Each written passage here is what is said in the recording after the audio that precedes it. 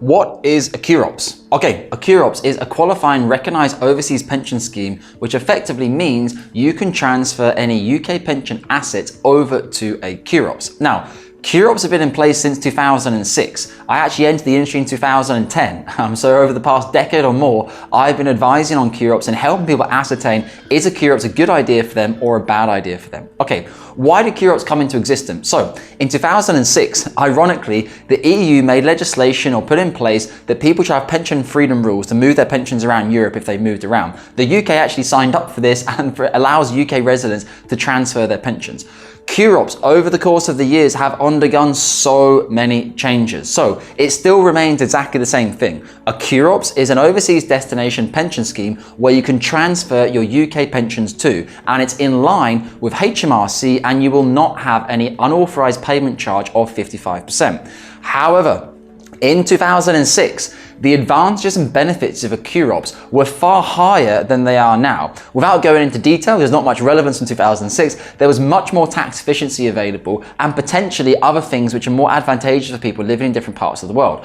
Over the course of the past decade and a half or so, the benefits of a QROPS have been whittled down and whittled down and whittled down to now it's at the point where the benefits of a QROP are almost the same as a SIP, a UK SIP or an international SIP. The biggest benefit in my experience and 99% of the reasons why I've advised clients to utilize a QROPS over the course of the years was to avoid lifetime allowance. Now, as you will know, lifetime allowance was abolished in 2023. Well, actually, a zero rate and to be abolished from 2024. So one of the biggest advantages of QROPS was that you wouldn't have to pay a 25% tax on your pension value over 1.073 million. So what would have happened? If you had a £2 million pension pot and you were transferring into a QROPS, effectively you would have triggered your benefit crystallization event 8 at the point of the transfer to the QROPS. You would have been taxed 25% on all of the pension pot over and above 1.073 million.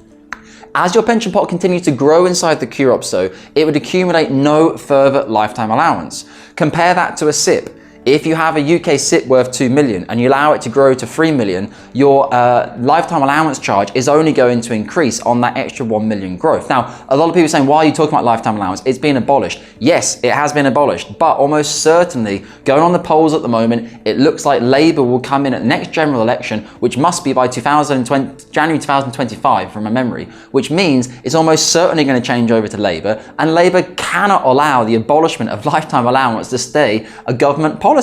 It is a policy which allows the rich to stay rich effectively from the Conservatives, and it can be argued it was one last go from the Conservatives because they know they're probably not going to get re-elected. So anyway, that is what a QROPS is. Now, in terms of completing transfers to QROPS, you cannot just complete a transfer to QROPS if you live anywhere in the world. Previously, you could. From 2006 to 2017, anyone in the world globally could transfer themselves to a QROPS. Didn't matter where you were resident.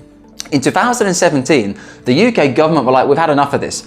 People are transferring to QROPS all over the world in wild and wacky places, and a lot of them are using them to do some very sophisticated tax-free planning to effectively cash out the entirety of their QROPS in tax-free jurisdictions such as the Middle East. So, from 2017, the UK government made legislation that you had to be an EEA member resident and using effectively an EEA member QROPS provider such as Malta. Now, in the 0.1% of instances, there's places such as Canada, New Zealand, where if you're resident in those countries and you complete a transfer there, you don't have the overseas transfer charge being applied to you. However, everyone else will have a 25% overseas transfer charge applied if you're transferring to, say, Malta, which probably gets 99% of all QROPS transfers go to Malta. If you're not living in Europe, the UK or Gibraltar, and you complete that transfer, there will be a 25% tax to be paid. However, it's not, oh, I want to go and do it anyway, and I'm happy to pay 25% tax. I do not know any QROPS provider that, for example, if you live in Dubai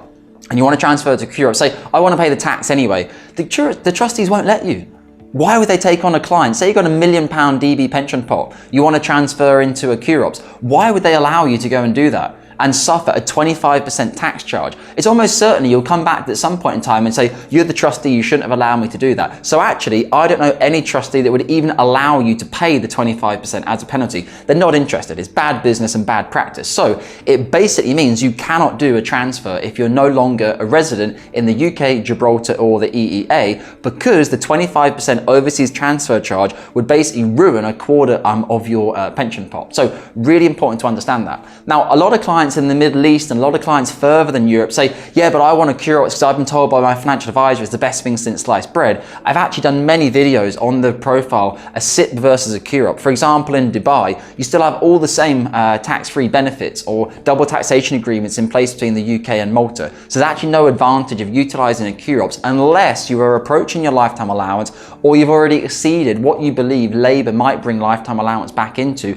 potentially from January 2025.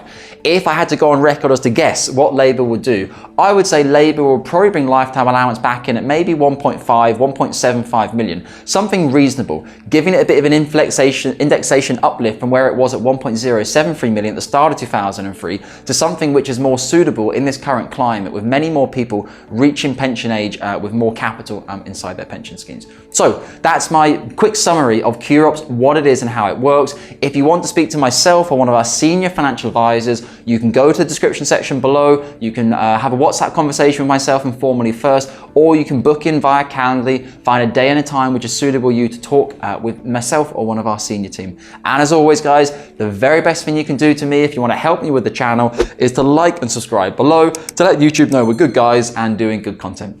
And as always, take care with your UK pension assets.